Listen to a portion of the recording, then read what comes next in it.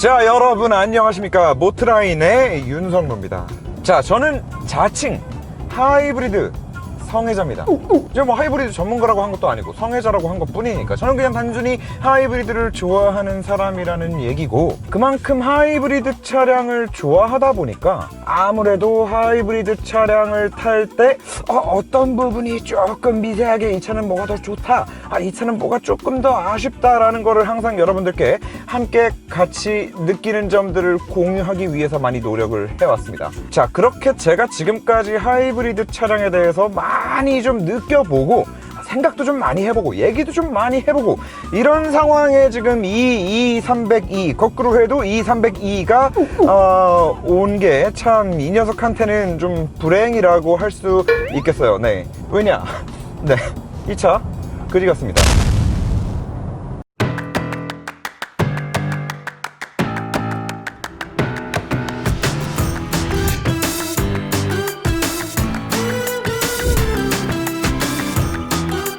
제가 뭐 하이브리드 차량, 전기 차량을 리뷰할 때마다 항상 리바이벌 하는 내용이기는 하지만 그래도 또 이 302 차량을 필두로 저희 영상을 처음 보시는 분들이 있으실 수도 있기 때문에 제가 개인적으로 하이브리드 차량에 대해서 어떻게 생각을 하고 이런 친환경 차량들의 구매 포인트를 뭘로 본다 라는 거를 다시 한번 좀 간단하게 말씀을 좀 드리고 넘어가자면, 자, 일반적으로는 하이브리드 차, 전기차, 친환경 차라는 걸 떠올리면 가장 먼저 생각나는 거, 그 말에도 그대로 들어가 있듯이 친환경이라는 겁니다. 자, 물론 중요합니다. 환경을 생각하는 거. 가면 갈수록 이산화탄소 배출량이 많아지고 미세먼지가 많아지고 그리고 온난화가 계속되고 이상기후가 막 생기고, 물론 친환경 굉장히 중요한 겁니다. 그렇기 때문에 이 시대를 살아가는 우리 지성인들은 마땅히 환경을 생각하면서 살아야 되는 거는 너무나 당연한 얘기다 이거죠. 그리고 연비, 기름값 아끼면 좋다 이거죠.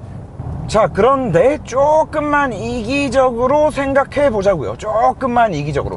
우리가 언제부터, 이 기업들이 도대체 언제부터 이렇게 환경을 생각하는 이런 기술에 이렇게 막대한 돈을 쏟아붓고, 그리고 또 우리 소비자들은 도대체 언제부터 매번 차를 탈 때마다 충전에 대한 스트레스를 감수하고 그리고 더 비싼 차값을 지불하면서까지 하이브리드 차량, 친환경 차량을 구매할 정도로 언제부터 우리가 그렇게 환경을 생각했냐는 거죠. 결국 기업들 입장에서는 이 브랜드가 전체적으로 배출해내는 그 배기가스의 규제를 맞추기 위해서 계속해서 친환경 차량들을 라인업에 포함시키고 다운사이징하고 자기네 브랜드가 배출하는 전체 유해가스의 그 양을 계속 줄여나가야만 하는 그런 법적인 가이드라인이 생겼기 때문에 이렇게 지금 열심히 친환경 차량들을 만드는 거란 말이죠. 자, 그러면 우리 소비자들 입장에서는 뭐냐? 소비자들은 과연 이 연비 하나 때문에 이 하이브리드 차, 뭐 플러그인 하이브리드, 마일드 하이브리드 전기차를 더 비싼 돈을 내면서 더 불편함을 감수하면서 타느냐? 당연히 그런 분들도 물론 있습니다만 대부분은 아니라는 거죠. 대부분은 뭐냐? 분명히 이런 친환경 차들이 운전을 하는데 분명히 더 큰 메리트가 있는 부분들이 존재하기 때문이라는 거죠. 바로 그 메리트가 뭐냐?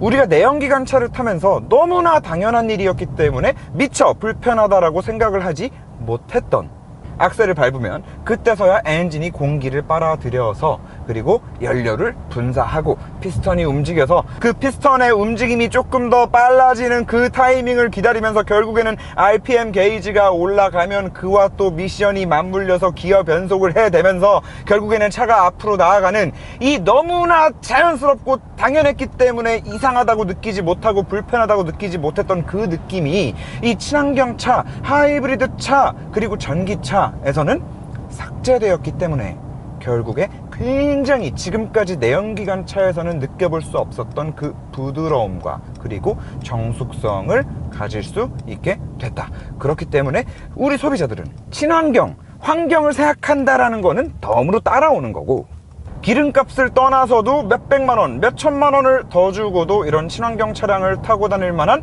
메리트가 생기는 거죠. 그와 같은 맥락에서 저 같은 경우에는 주변에서 차량을 좀 추천해달라고 한다, 시내 주행이 많다 라고 했을 때 오히려 더 하이브리드 차량을 추천을 많이 해드립니다. 주행거리는 짧을지언정 계속 시내에서 가다서다를 반복해야만 하는, 그런 환경에서 그 모터의 힘만으로 차량을 구동시킬 수 있다는 점은 결국에 아주 살짝만 악셀에 발을 갖다 대도 모터가 최대의 토크를 0.1초 만에, 내연기관처럼 뭐 공기 들어오는 거 기다리고 뭐 미션 변속되는 거 기다리고 뭐 체결되는 거 기다리고 RPM 올라가는 거 기다리고 이럴 필요 없이 그냥 악셀에 발을 갖다 대는 즉시 바로 최대의 토크와 최대 출력을 내준다라는 점, 그리고 변속이 필요 없다는 점, 그런 점들 때문에 특히나 시내에서 가다서다를 반복하는 환경에서 이 모터의 힘만으로 차량을 구동시킬 수 있는 하이브리드, 플러그인 하이브리드, 마일드 하이브리드는 제외할게요. 마일드 하이브리드는 모터 힘만으로는 차량 구동을 못 시키니까. 그리고 전기차, 이런 차량들을 추천을 드리는 거예요. 자, 그래서 다시 말해서 제가 여러분들께 강조해서 말씀드리는 거는 결국에 이 친환경 차량들이 단순히 친환경인 걸 뛰어넘어서 실제로 운전을 하면서 느껴지는 장점이 굉장히 많다는 건데, 이 말에는 한 가지 함정이 있습니다.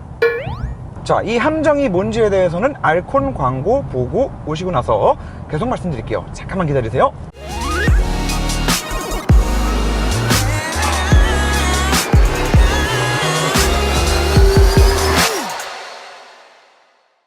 자, 어떤 함정이 있느냐? 하이브리드 차는 엔진과 모터를 함께 쓰기 때문에 하이브리드입니다. 근데 이 엔진과 모터를 그냥 함께 쓰는 게 아니라 어떤 상황에는 엔진만 움직이고 어떤 상황에는 또 모터만 움직이고 어떤 상황에는 엔진 혼자 달리고 있다가 모터가 훅 들어가고 어떤 상황에는 모터 혼자 쓰고 있다가 엔진이 갑자기 훅 들어가고 또 둘이 같이 가고 있다가 엔진이 갑자기 꺼지고 다시 또 엔진이 개입되고 또 타력 주행을 할 때나 아니면 브레이크를 밟아서 감속을 할 때, 그럴 때는 또 차가 이 앞으로 출렁출렁 가고 있는 이 힘을 이용해서 혹은 제동력에 서포트를 하면서 모터에서 또 전기를 거꾸로 생산해 주기까지 해야 돼요. 그러면 다시 말해서 이 모터는 여기 하나가 들어가 있는데 이 하나의 모터 가지고 출력도 줬다가 거꾸로 바퀴가 굴러가는 힘을 이용해서 충전도 했다가 또 그거를 제동력으로 사용하기도 하고, 왜냐면 모터에 부하가 걸리면 속도가 줄 거 아니에요. 그거를 제동력으로 같이 이용한다고. 이거를 무수히 많이 계속 반복하는 그 과정 중에 이게 운전자한테 이질감으로 크게 느껴지면 이거는 꽝인 거예요. 결국에 이런 부분들이 함정으로 있다는 건데, 이게 함정으로 제대로 작용하는 차들이 옛날에 LF 소나타 시절의 그 현대 하이브리드 차량들을 보시면 잘 알 수 있습니다.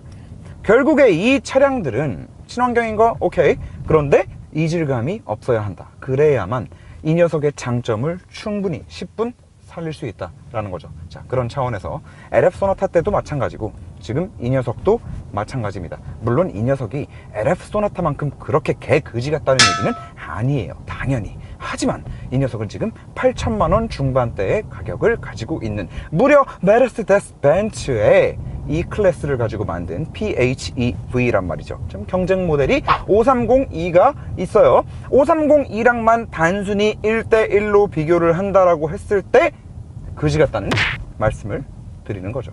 자, 주행 느낌에 대해서 하나씩 디테일하게 말씀드려보기 이전에 제가 한 가지 먼저 좀 보여드리고 싶은 게 있는데, 여러분들 530e 트렁크 지금 사진 보이시죠? 일반 5 시리즈와 비교했을 때 트렁크 공간의 차이를 느낄 수 없습니다. 자, 그러면 도대체 배터리를 어디에 갖다 박아놨냐? 530e 같은 경우에는 원래 기름통이 있는 자리에 배터리를 빼곡하게 정렬을 해놓고, 그리고 그 아래 들어간 배터리를 보강해주기 위해서 추가적인 보강바들이 보이고요. 그리고 기름통은 트렁크 공간을 활용해서 정말 잘 쑤셔 박아놨어요. 그런데 이 녀석 트렁크를 한번 좀 보고 오시죠. 같이 가시죠. 따라란 두둥. 보시면 아시겠지만 이만한 턱이 올라와 있어요. 이거는 제가 카오디오를 그래도 나름 좀 오래 했거든요. 제가 다니는 오디오샵에서 트렁크에 앰프 렉을 짜줘도 이거보다는 더 퀄리티 있게 잘 짜줄 것 같아요. 자, 그리고 배터리 자리가 이렇게 올라와 있음으로 인해서 뒷자리 폴딩을 하면요, 뒷자리에서도 이런 턱이 생깁니다. 자, 이 안에 배터리 팩이 있어요. 결과적으로 트렁크 공간을 그냥 죽인 게 아니라 이 폴딩 기능까지 제대로 쓸 수 없는 이런 상황이 지금 만들어졌다. 자, 벤츠가 만든 무려 E클래스, 무려 8천만 원이 넘어가는 PHEV 차량이라고 하기에는 좀 충격적인, 기분이 나쁘다 못해 실소를 금치 못하겠는, 네, 그런 배터리 포지셔닝이라고 할 수 있겠습니다. 제가 저걸 왜 보여드렸냐면, 아까 제가 영상 초반부에 이런 말씀을 드렸잖아요. 기업들 입장에서 얘네가 언제부터 이렇게 환경을 생각하면서 만들었어.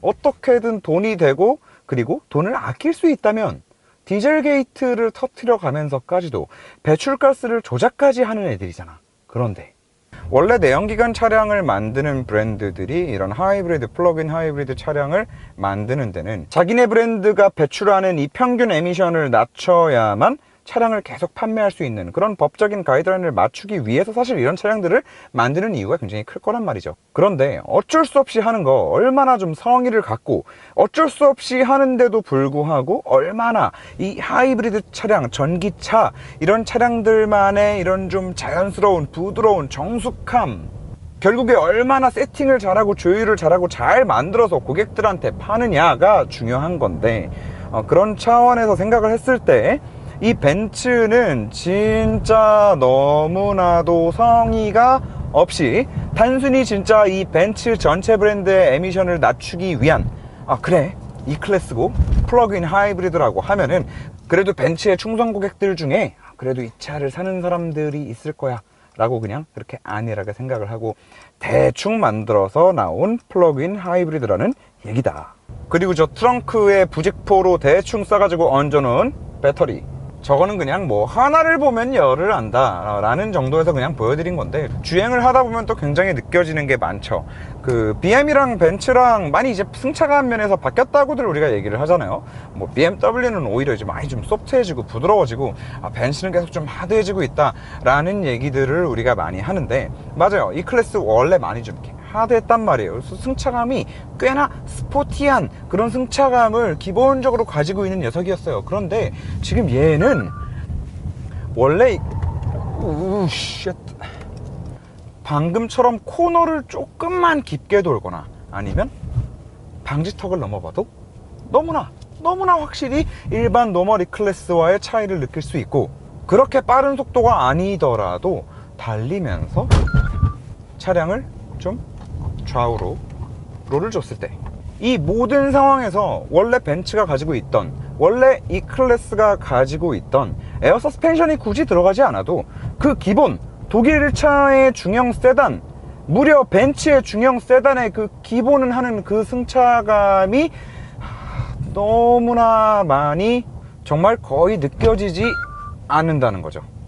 트렁크에 있는 저 배터리의 위치만 해도 어느 정도 감이 오지만, 제가 봤을 때는 저렇게 무거운 배터리를 트렁크 위쪽에다가 배치를 하면서 댐퍼도 크게 변화를 주지 않은 느낌이에요. 결과적으로는 공차 중량은 공차 중량대로 엄청나게 늘어났어요. 심지어 530e보다도 또 100kg가 더 무거워요, 얘는. 그런데 또 그 무거운 배터리가 저 위에 얹어져 있잖아요. 이 클래스가 원래 방지턱을 이렇게 치고 넘을 때 이 정도 속도에서, 방금 뭐 그냥 30km? 30km로 저 정도 방지턱을 이렇게 치고 넘을 때 저희 여기만 항상 리뷰하는 길이거든요. 실내로 저 정도까지의 충격과 소음을 이렇게 유입시키지 않거든요, 절대. 그리고 완전 스포츠 드라이빙까지는 아니더라도 그냥 좀 이런 경쾌한 운전을 할 때 얼마든지 경쾌하다라는 느낌을 주는 차량이었는데, 지금 이 E300E 모델 같은 경우에는 경쾌함이라면 좀 찾아보기 힘든, 조금만 과한 거동이 들어가도 좀 부담스러운, 운전자가 좀 부담을 느끼는, 뭐 당연한 얘기일 수도 있습니다. 전기차들이 배터리를 바닥에 쭉 까는 이유, 그리고 하이브리드 차량들도 무조건 배터리를 최대한 시트 밑에 하단에 위치시키려고 하는 이유는, 너무나도 그냥 뭐 당연한, 사람만 하더라도 무거운 짐을 아래로 끈잡고 이렇게 아래로 내리고 있는 게 편하지, 이걸 위로 이렇게 들고 뛰라 그러면 그거 제대로 뜁니까, 사람이? 균형이 안 잡히죠. 이 부분은 530e와 너무나도 크게 좀 대비가 되는 부분입니다. 530e 같은 경우에는 뭐 배터리가 아래 깔려 있고 뭐고를 다 떠나서 일반 5 시리즈를 운전할 때 그 정도까지의 좀 이렇게 스포티함, 날카로움 그런 것까지는 아니었어도 얼마든지 그냥 일반 내연기관 모델과 비교를 했을 때 큰 이질감을 느끼지 못하는 수준의 안락한 그냥 세단으로서 굉장히 적당한 괜찮은 고급스러운 승차감을 만들어줬거든요. 물론 530e 같은 경우에는 국내에 지금 후륜 모델밖에 들어와 있지 않기 때문에 이 녀석과 이제 뭐 할인율까지 다 비교하고 난다라고 하면은 이제 뭐 1000만 원 정도 싼 그런 모델이기는 하지만 사실 제가 지금 타고 있는 이 차량은 포매틱인데 포매틱이 아닌 차량으로 비교를 한다 하더라도 지금 얘가 더 비싸거든요. 무슨 깡으로 530e보다 더 비싸게 파는지는 사실 전혀 모르겠다. 전혀. 그리고 배터리를 저렇게 등짝 위에 올려놓을 저 정도 했으면 서스펜션이라도 이 53AMG에도 그렇고 뭐 E클래스 상위 기종에 좀 들어가 있는 그런 에어 서스펜션을 넣어줬으면 그래도 좀 이런 깨어져 버린 밸런스를 어느 정도 그래도 좀 에어 서스펜션이 맞춰줄 수 있지 않았을까라는 생각도 드는데 뭐 하체 리뷰하면서도 말씀드렸지만 일단 육안상으로 봤을 때 서스펜션의 구조는 크게 뭐 더 달라진 부분이 전혀 없습니다. 자, 그리고 이제 이 부분이 제일 중요하다라고 할 수 있겠는데 이 너무나 중요한 부분을 말씀드리기에 앞서서 벤츠 타시는 분들 이 송풍구, 원형 송풍구의 이 블레이드가 좌우로 통으로 움직이는 요것 때문에 휴대폰 거치하시기에 굉장히 좀 어려워 하시거든요. 요 뒤에 있는 요 거치대 있죠? 요거 지금 휴대폰이 걸려있는 요 녀석은 저희가 항상 광고하던 그 버바팀 그라비티 거치대고 요 뒤에 이 아래쪽으로 블레이드가 딱 나와서 휴대폰 거치대가 좌우로 맘대로 움직이지 못하게 하는 요 녀석은 이제 별도로 판매하는 이제 젠더예요. 젠더인데 요거 2개 묶어서 오늘부터 일주일 동안 자막 나가는 가격에 이벤트. 어차피 요즘에 안드로이드 오토, 애플 카플레이 유선으로 다 꽂아서 이렇게 사용하시기 때문에 무선 충전 거치대를 또 쓰시지 않는 분들이 굉장히 많아요. 어차피 케이블 꽂아놓으면 여기서 충전은 자동으로 되거든.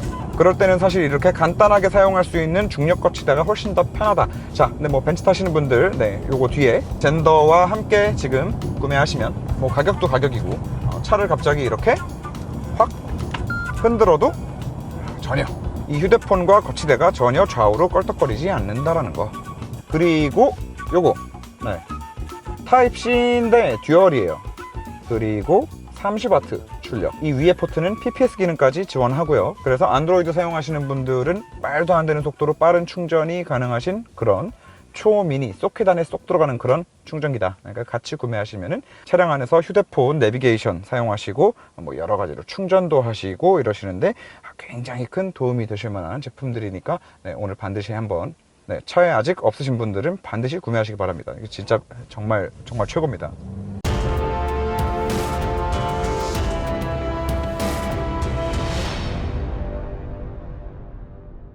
자, 이제 정말 중요하게 말씀드려야 될 부분은 바로 이 하이브리드 파워트레인의 이질감입니다. 그리고 이 하이브리드 차량의 파워트레인을 얘기함에 있어서 이 브레이크 얘기도 반드시 꼭 짚고 넘어가야 되는 부분입니다. 이유가 뭐냐면 지금 이 차량 같은 경우도 제가 지금 타력 주행을 하고 있고 앞차와의 지금 거리가 가까워지니까 방금 이게 보셨겠지만 차지 그래프가 살짝 올라가면서 속도가 싹 줄어요. 무슨 말이냐, 아무리 플러그인 하이브리드 차량이라 하더라도 충전한 전기만 가지고 이 차량을 계속 움직이는 거는 아니거든요. 충전한 전기만 가지고 움직일 수도 있지만 지금 이 차량이 이런 식으로 브레이크 대신 모터에 부하를 걸어서 전기를 생산해내는 그 힘을 제동력으로 이용을 하게 됩니다. 그래서 지금도 보면 앞차와의 거리가 가까워진다 라고 했을 때 스스로 차간거리도 조절을 해줄 겸 전기도 생산을 할 겸 자꾸 순간순간 모터의 부하를 계속 이런 식으로 걸어서 저는 지금 브레이크를 밟고 있지 않는데도 속도가 계속 줄 수 있는 거죠. 이 말은 뭐냐면 지금 이 모터에 부하를 걸어서 이거를 제동력으로 사용하는 이 제동력이 생각하는 이상으로 굉장히 강하다는 얘기예요. 다시 말해서 하이브리드 차량이나 전기차를 타시는 분들, 여러분들이 브레이크를 밟으시잖아요. 일반적으로는 브레이크를 밟아서 속도가 줄면 그 속도가 주는 제동력이 모두 다 내가 밟은 발로 인해서 브레이크 로터에 있는 캘리퍼, 그 피스턴을 밀어서 그 마찰력으로만 차가 제동력을 갖고 차량이 쓰게 된다. 속도가 줄어들게 된다라고 생각을 하실 수 있는데 그게 전혀 아닙니다. 하이브리드 차나 전기차 같은 경우에는 이 브레이크를 밟았을 때 발생하는 제동력의 한 30%에서 40% 정도는 저 브레이크 패드가 로터를 잡는 그 마찰력이 아니라 단순히 모터에 부하를 거는 그 힘을 제동력으로 사용을 합니다. 자, 그러면 브레이크를 지금 차가 막혀요. 브레이크를 밟았다가 뗐어. 브레이크를 밟았다가 또 뗐어요. 자, 이런 식으로 이거를 무수히 계속 반복하는 과정 중에 우리가 브레이크를 밟았다가 떼면 저 원래 바퀴에 달려있는 브레이크는 내 발이 떨어짐과 동시에 탁 하고 떨어져서 제동력이 싹 사라지는데 이 모터의 부하가 한 반박자 0.5초 정도 1초 정도 늦게 떨어지는 거예요. 다시 말해서 나는 브레이크를 밟다가 뗐어. 떼는 즉시 제동력이 싹 사라져야 되는데 한번 사라지는 것 같다가 0.5초에서 1초 있다가 이 녀석이 늦게 풀리면서 그때 확 사라지는. 이 차만 그런 게 아니라 그 옛날 하이브리드 차들이 다 그랬어요. 그 옛날이라고 해봤자 뭐 한 5년 전, 뭐 6년 전 뭐 이런 차량들, 아까 말씀드렸던 뭐 LF 소나타 하이브리드 뭐 이딴 거.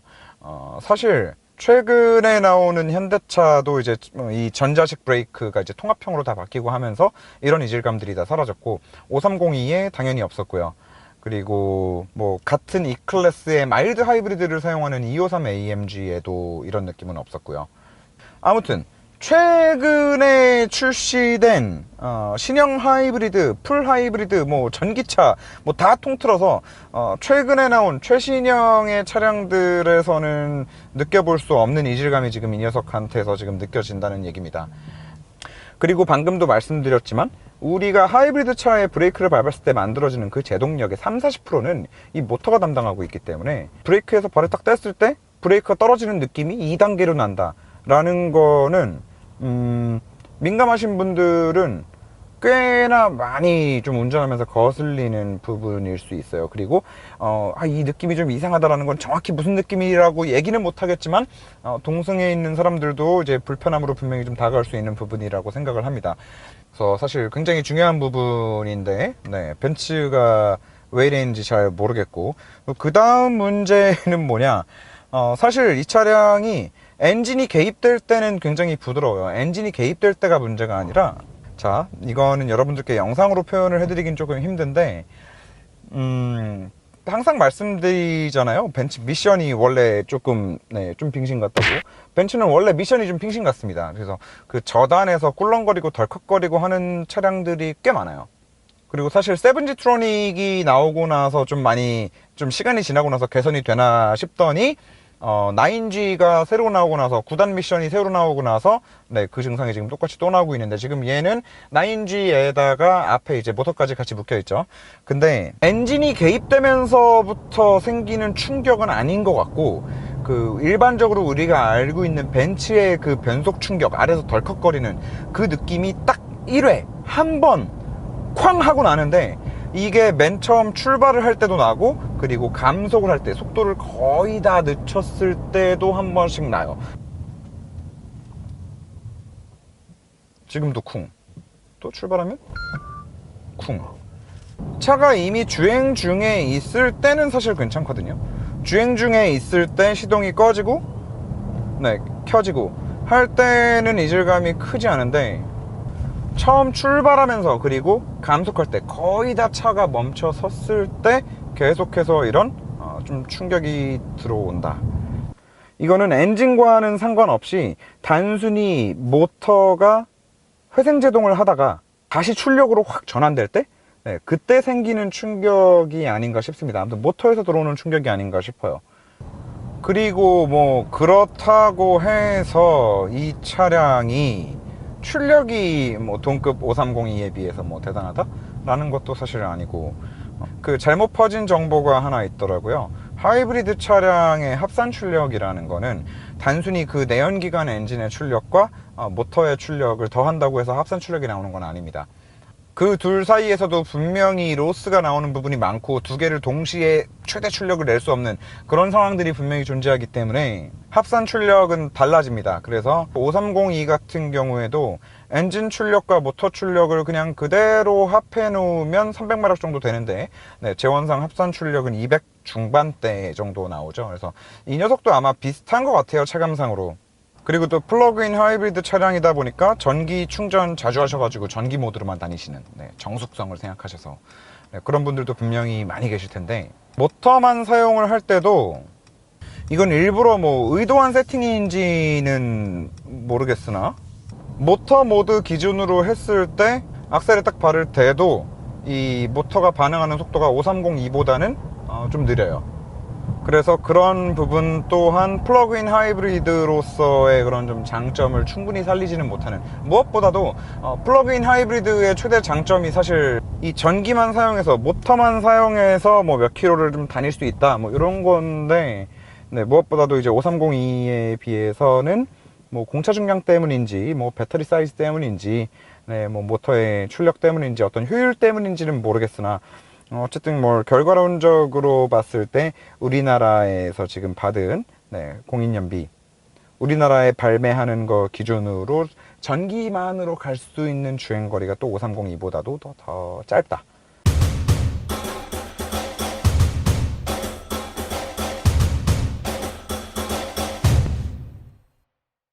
자, 그러면 이쯤 와서 이제 생각을 해보는 거죠. 얘는 5302에 비해서 나은 게 뭐야? 진짜 253 AMG 때, 와, 진짜 이 정도로 빨아줘도 되나 싶을 정도로 진짜 너무너무 이제 극찬을 했던 이제 차량이었는데, 모르겠어요. 벤츠는 마일드 하이브리드에 몰빵을 하면서 지금 이런 홀이 생긴 건지 뭔지는 모르겠는데, 아무튼 제가 최근에 그렇게 찬양하던 M256 엔진이 들어가 있는 그 많은 차들과는 너무나도 많이 다른 상품성을 가지고 있는 차량이네요. 5302와 비교를 하더라도 얘가 가격이 더 싸기를 해? 아니야, 얘가 더 비싸. 5302보다 인포테인먼트가 훌륭해? 아니야. 물론 5302보다 뭐 실내 인테리어 하나는 더, 네, 고급스럽다고 할 수 있겠는데, 뭐 이건 제 기준이니까. 그렇다고 530이만큼 전기로만 갈 수 있는 주행거리가 길어? 그것도 아니야. 그렇다고 플러그인 하이브리드가 되면서 530이만큼 이런 승차감이나 운동 성능을 해치지 않았느냐? 그것도 아니야. 배터리는 저 위에 올려다 놓고서는 트렁크 공간은 빙신을 만들어버리고, 운동 성능은 운동 성능대로 빙신이 됐고, 그렇다고 해서 하이브리드 파워트레인의 브레이크에 5302처럼 뭐 이질감이 없느냐? 그것도 아니야. 이질감은 이질감대로 있고, 요즘에는 국산차 하이브리드 차들도 이런 이질감은 없는데. 그래서 사실 뭐 그래요. 차 얘기는 사실 간단해요. 그냥 뭐 그지 같아, 사지마. 친구였다면 그냥 이렇게 한마디 했을 텐데. 근데 저희 에픽 사장님이 항상 하시는 말씀이 있잖아요. 뭐 벤츠라고 해서 다 잘할 수는 없는 거다. 벤츠도 저배기량 엔진은 아직도 르노에서 갖다 쓰잖아요. 그러니까 잘하는 게 있으면은 뭐 못하는 것도 있고 좀 딸리는 것도 있고, PHEV 그 M256 엔진, GL2450, GT43, 뭐 253 AMG, CLS53 이런 MHEV 마일드 하이브리드 엔진의 그 48V 미친 기술을, 네, 막 섞어가지고 만들고 그러면서 거기에 몰빵을 치고, 제가 봤을 때 이거는 좀, 네, 진짜로 아까도 말씀드렸듯이 그냥 전체 에미션 비율을 낮추기 위한 그냥 그런 아이템으로 대충 만들어가지고 파는 느낌을 제가 지울래야 지울 수가 없다. 네, 뭐 오늘 리뷰는 여기까지 하겠습니다. 차주분, 네, 이 차량도, 네, 좀 얼마 타지도 않은 신차 또 이렇게 내주셨는데, 차주분들이 항상 너무 감사해요, 정말. 네, 차주분들께서 차 주시면서 까달라고 그러고 주시거든요. 가끔 안 그러신 분들도 있어요. 네, 네. 아무리 차주분들이 까달라고 이렇게 먼저 말씀해 주셔도 그래도 이렇게 받은 차량을 안 좋은 점을 이렇게 막 얘기하고 그러면 항상 좀 마음이 불편한데, 네, 혹시라도 기분 상하지 않으셨으면 좋겠습니다. 네, 지금 이 영상이 올라갈 때 업로드가 되어 있을지는 모르겠는데 지금 저 안호준 씨랑 싸우러 가고 있거든요. 안호준 씨랑 싸우는 영상도 많이 재미있게 시청해 주시면 너무 감사하겠습니다. 오늘 영상 여기까지 하는 것으로 하고 차주분 다시 한번 죄송하고 감사드리고 다시 한번 죄송합니다. 자, 모두 행복한 주말 보내시고요. 뭐 형님들, 저기 동생분들, 삼촌들도 계시고 가끔 아버지 뻘도 계시더라고요.